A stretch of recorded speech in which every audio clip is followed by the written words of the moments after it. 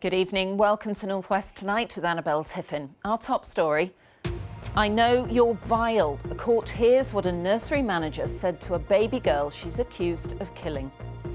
Kate Ruffley from Stockport denies the manslaughter of 9-month-old Genevieve in 2022. Also tonight, women in the region say they feel violated after secretly filmed videos of them go viral.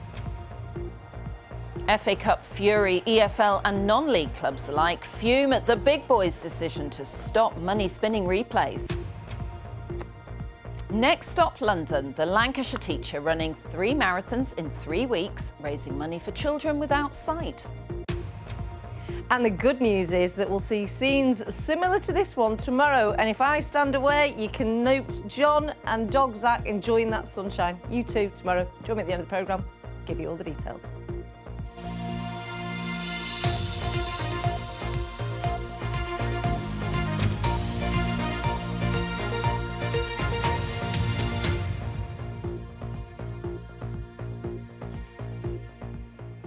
A jury has heard that a nursery manager accused of killing a baby girl in her care called her vile on the day she died.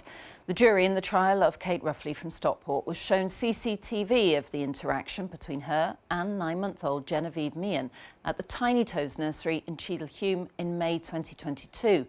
Well, our reporter Mairead Smith was at Manchester Crown Court for us. Today's evidence focused on the CCTV recording from the baby room at Tiny Toes Nursery on the day that Genevieve Meehan died. She had not long returned to nursery care after she was hospitalised for bronchitis at the end of April 2022. Kate Ruffley was seen swaddling the 9-month-old around 30 minutes after she came to nursery that morning and putting her to sleep in a cot. She was crying at the time and Kate Ruffley was heard telling a colleague, "If you keep yourself busy, you can't hear her crying." Later, she said to the baby, "I know you're vile." Baby Genevieve was seen crying and coughing while Kate Ruffley sang "Genevieve, go home, Genevieve, go home." The jury was shown footage of the baby being placed face down and strapped onto a beanbag to sleep after lunch. She continued to struggle and cry before becoming still. Kate Ruffley said to her colleague, "You don't go near a sleeping baby, do you?" The baby was left face down for around 90 minutes. When Kate Ruffley checked on her, she said she's not breathing before rushing out of the room. Kate Ruffley denies manslaughter by ill treatment of 9-month-old Genevieve Meehan. The trial here at Manchester Crown Court will continue on Monday. Mairead Smith, BBC North West Tonight, Manchester. The bomb squad has been called to the Dingle area of Liverpool this evening and a number of homes and businesses have been evacuated. Police found a suspicious substance in a flat at Ellis Place after searching the property during a raid. They've asked an army explosives team to safely dispose of the material. Now, it's been revealed that police knew about death threats made against an Oldham woman 10 days before she was fatally stabbed. Police responded to threats against Kulsama Akhtar on March the 28th, but couldn't find the suspect. On April the 6th, she was killed while pushing her baby in a pram. The police watchdog is now investigating whether West Yorkshire and Greater Manchester Police could have done more to protect her. The former footballer Joey Barton says he's been visited by Cheshire Police 4 times in 3 days over comments he made on social media. The force says it's made multiple attempts to arrange a voluntary interview with the 41-year-old after receiving a complaint. Writing on X, he suggested that the visits were aimed to intimidate him and likened the situation to North Korea.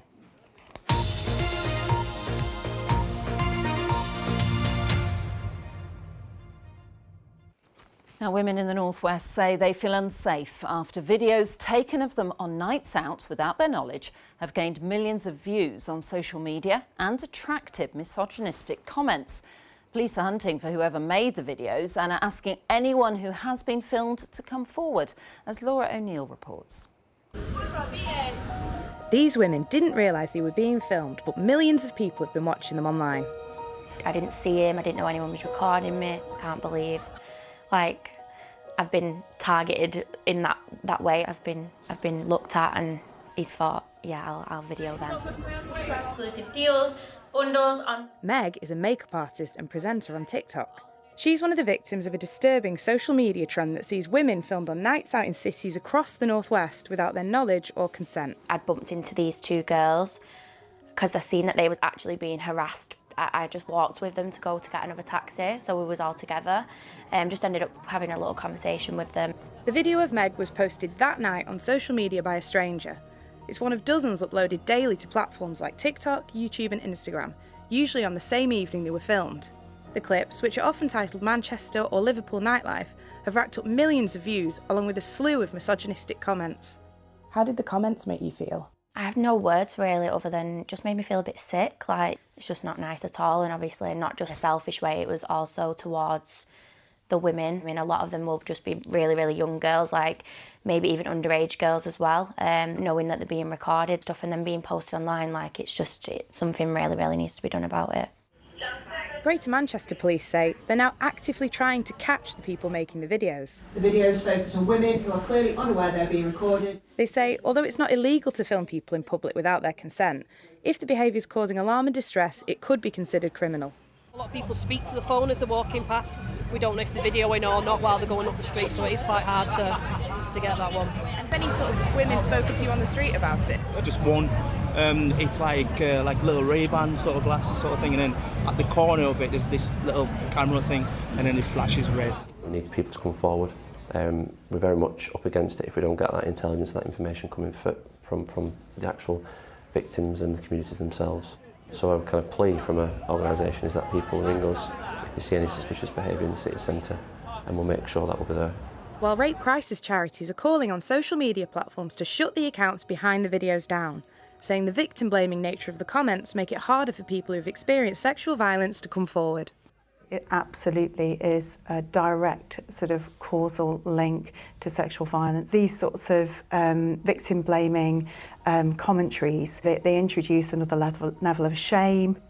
That becomes a barrier to women accessing the support. Social media platforms say they've removed a number of accounts relating to this content for violating their guidelines. A TikTok spokesperson said, "Misogyny is prohibited on TikTok.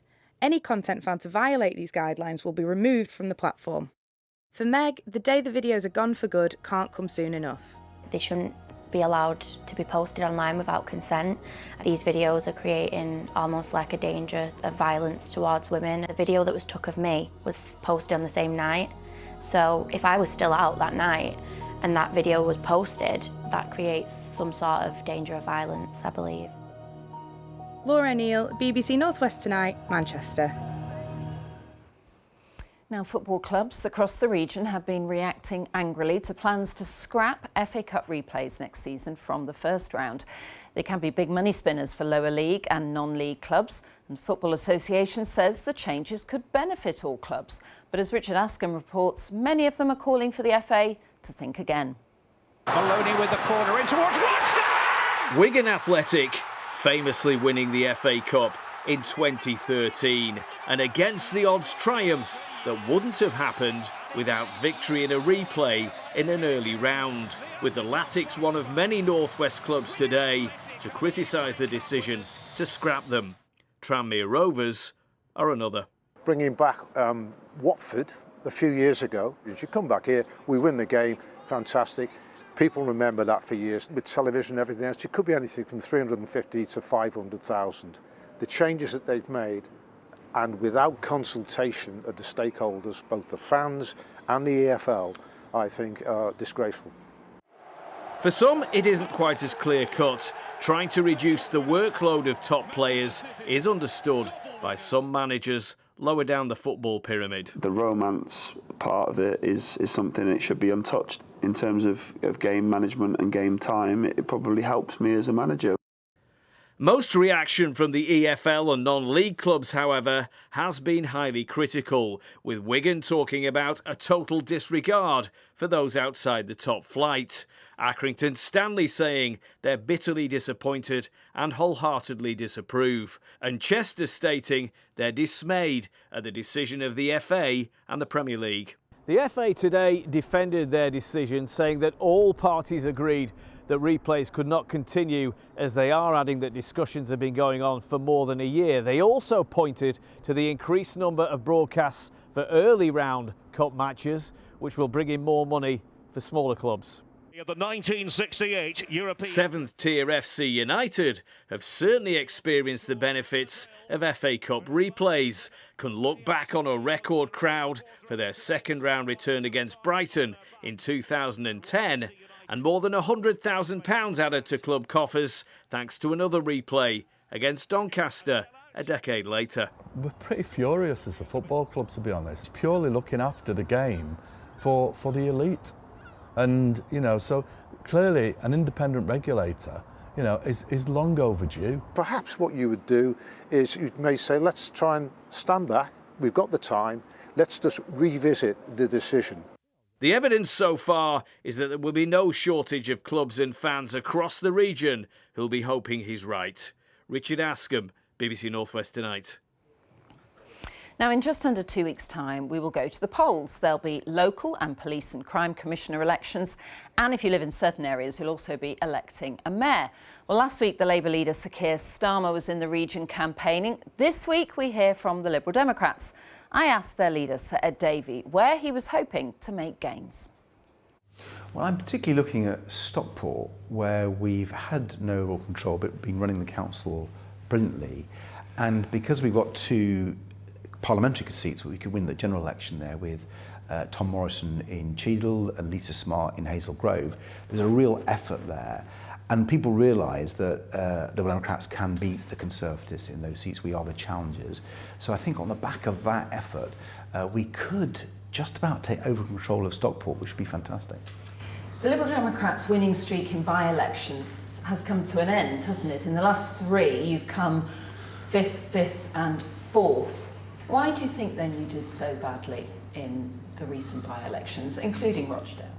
Well, I think sometimes people are wanting to either beat a particular candidate, often the Conservatives in many by-elections, and they look for the party best placed to do that. And where that's been us, we've done incredibly well. We've won 4 parliamentary by-elections in this Parliament. Do you encourage people to vote tactically if it means, as you say you want, to get the Conservatives out? Well, we leave it to voters. Voters are very smart and they can work out what's the best way to cast their vote to get what they want. In many parts of the country, that's a Liberal Democrat vote, whether it's in Stockport, in Cheadle, in Hazel Grove, whether it's in Cumbria and other parts. It's the Liberal Democrats who can beat the Conservatives. We've covered a story where carers have been fined thousands of pounds for minor breaches of benefit rules. I know you are yourself a carer. What's your reaction to that? I think this is a national scandal. Carers looking after their loved ones, be they family or friends, do an amazingly difficult job. And a number of them get carers allowance because it's their main activity. And some of them have been supplementing that very small amount that they get in carers allowance by some small jobs. And it's very easy for them to go over the threshold that the government imposes on them, and then suddenly they get the carers allowance pulled back. And it's quite shocking, it's just wrong. So Liberal Democrats think we need to tackle this. The government needs to be far more lenient, but it also needs to get rid of this earnings cap. We don't get carers allowance in my family because we're lucky enough to have a good income. But I know from being a family carer, for looking after my disabled son, in the past looking after my mother when she was terminally ill, it is a tough job. And I think we should stand up for carers. Okay, so Davey, thank you very much. Thank you. And next week, we'll be hearing from the Conservative Party. Now, for 3 decades, Sacha Lord has been one of the biggest names in UK nightlife. He co-founded the world's biggest nightclub, Manchester's Warehouse Project, and established the Parklife Festival. He left school after failing his A-levels, and now he's written a book, sales from which will support school leavers like him into the hospitality industry. It's already a Sunday Times bestseller, and Sacha's been speaking to Katie Walterman.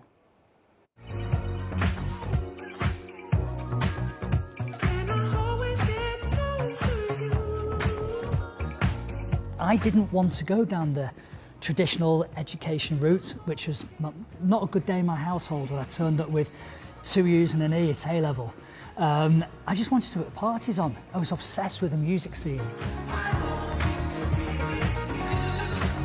From Parklife, one of the UK's biggest festivals, to the Warehouse Project, one of the world's largest clubs, Sacha Lord's career began at perhaps the most famous Manchester night spot of them all. 4th of July 1994, I put my first event on ever at the Hacienda. I mean, you went in high there.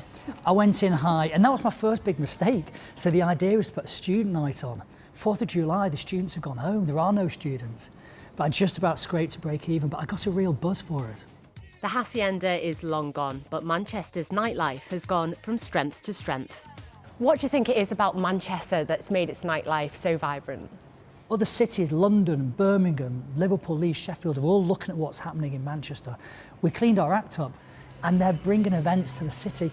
I don't know if you remember last November, the Chanel Global Fashion Show in the Northern Quarter. I mean, not in our wildest dreams would this happen. MTV Europe, November, is happening here in Manchester. And when I talk about those Manchester periods, I think we're about to have another moment again. It's perhaps surprising that a fresh-faced prep school boy who went to one of the country's top grammar schools would succeed in the club world. In the book, you detail how you were shot at by gangsters. Just tell us a little bit about how that unfolded. Manchester in those days was the real Wild West. We'd gone from being known as Manchester to, unfortunately, we were classed as Gunchester. You know, the gangs were running the doors, and this car slowly came around the corner and sprayed the door full of bullets. They were after the door team. But what the door team did was they all ran inside, pulled the shutters down, and left me there, aged 23. My mum actually didn't know this story until she read the book a couple of weeks ago. In recent years, Sacha has advocated for the hospitality sector as nighttime economy advisor to the Mayor of Greater Manchester. What's been your proudest moment? I think my proudest moment was when we first went into lockdown. I came across something called United We Stream in Berlin. And what they were doing in Berlin was they had a closed nightclub, obviously, and they put a DJ in there and stream it on a Friday and Saturday. And for 10 weeks, we streamed content. Every single artist you can possibly imagine did it free of charge. And we got 20.4 million viewers. And I said to everyone, look, it's free, but if you can donate £1 or £2, please do. In those 10 weeks, we raised £612,000 that went out to many charities and freelancers across Greater Manchester. Having left school with few qualifications, he's now hoping this book will help others begin similarly successful careers. My wife and I set up a charity foundation. It's to help kids in Greater Manchester aged between 18 and 25 who found themselves kind of lost when they were my age at school. So if I can get them into events and hospitality, that's what this foundation's going to do. And the proceeds that I get from this book are going straight into that. Katie Walderman, BBC North West Tonight. Right, let's move on to sport now. Richard's here. Richard, we were talking earlier about, and you were talking to them about a lot of clubs being upset about these new replay rules. Yeah.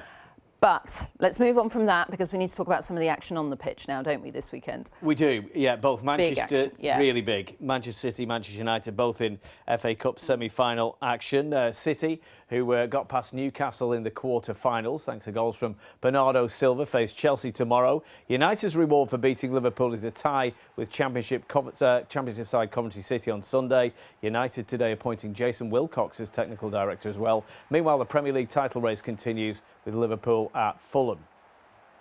Into League Two now, and a crucial week which gets underway for Barrow. The Bluebirds, who've given North West Tonight, as you probably know, exclusive behind-the-scenes access this season, continue their playoff push at Doncaster tomorrow. As you can see from the League Two table, several teams are still fighting for the 4 playoff spots. Crewe Alexandra look all but there, but can Barrow join them? Ian Haslam popped into their training base yesterday to gauge the mood.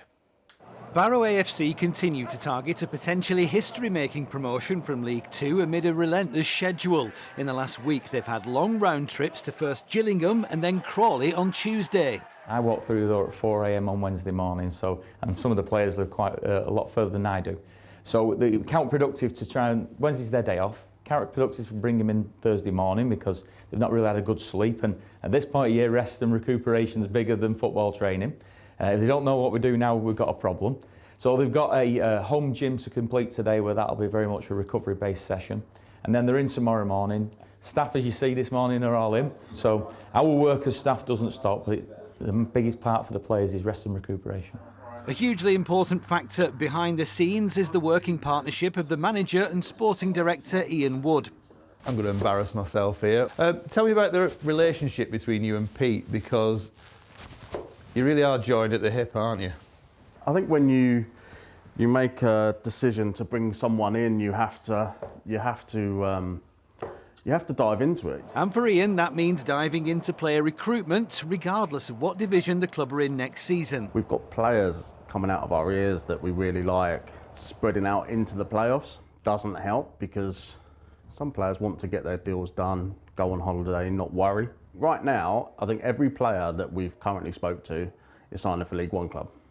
And what I chuck back is, how can you all sign for League One club? Because there's only a certain amount of spaces in a team, and there's only a certain amount of clubs, but it's sort of just let them play that for a little bit, and then the doors all open and we have sensible conversations. Back to football matters, and tomorrow sees another away game, this time at informed Doncaster Rovers. Is this the biggest game of the season so far? Well, they're all big, mate. They've been big for about 6 weeks, all the games, and this is another one. We probably need one more win for 3 games, so this is the first opportunity to get it. Is that what you're targeting, one game? Yeah, we think we want to get it over the line. Don't get me wrong, then you want to be as high as you can in the playoffs. Holding your nerve is a great quote. We're trying to help the players with the words we use, how relaxed we are. All them things sort of help across these next 7 days, and how it plays out is actions have got to speak louder than words now. Ian Haslam, BBC Northwest Tonight.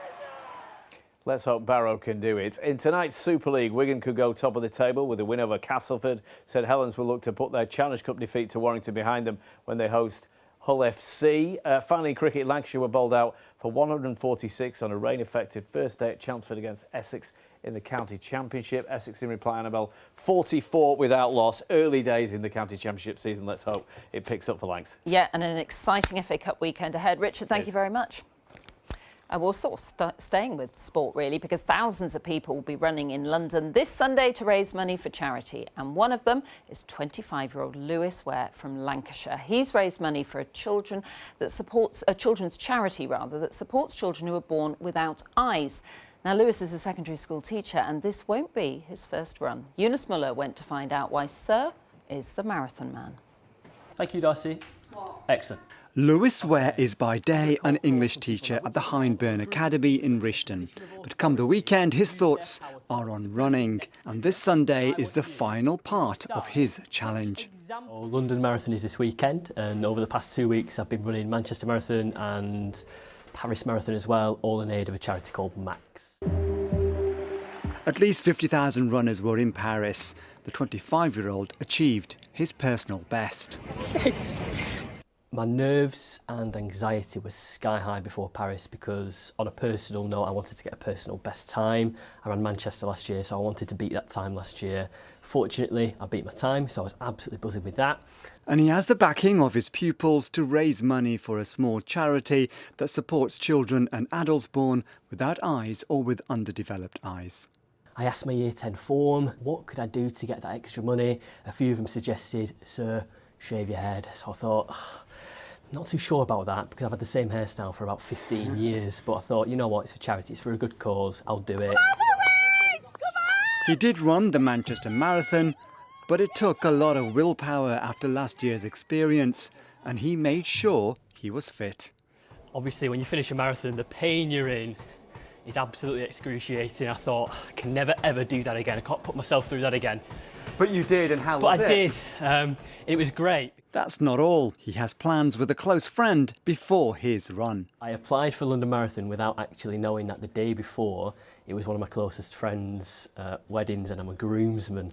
So I'll be driving down from Blackpool on Saturday night. He just can't wait. More than anything, I just want to soak in the sights, see what all the other wonderful people are doing as well, because I'm sure I'll see lots of funky costumes and other people who are fundraising for wonderful causes as well. Eunice Muller, BBC Northwest Tonight, Rishton. Good luck to you, sir. I know you're going to have loads of support from the kids. So, listen, what's the weather going to be like, Kay? Good weather for a marathon. Excellent. Tomorrow. For all sporting activities, out and about, finally. No rain tomorrow. Great news. We actually had, after a bit of a poor start, we did have some rain first thing, brightened up. And today's been a day of sunny spells like these. Thank you, Polly, for sending this picture in. And also some dark shower clouds as well. Tim sent this one in Lancashire earlier on. So, dry for tomorrow. The headline, for the first time in what has felt like this year, the weekend is dry. A chilly start tomorrow, a touch of frost, so gardeners before sunrise beware. Sunny start, cloud will increase. Tomorrow, the better day out of the weekend. All thanks to high pressure, it is drifting in from the west. We are going to get this weak front coming through on Sunday, which for us will just mean more in the way of cloud, predominantly dry for most of us. So any showers still out and about will clear through, and tonight will be dry. It's going to be a fairly light breeze, clear skies, so that is going to allow temperatures to drop down to some spots about freezing just below, so there will be a touch of frost first thing. Chilly start though, but beautiful. There is no showery rain on that map. Dry, fine. We are just going to start to see cloud rolling in to more eastern parts, but I think for the Isle of Man and a lot of the coast, we'll see blue skies for a good deal of the day. Temperatures still on the cool side, below average. We have got the northwesterly breeze, getting to about 13 degrees. Now, usually high pressure starts to push away to the east, but it is retracting back to the west. So we are still going to be into the northerly flow, so still a cool air mass.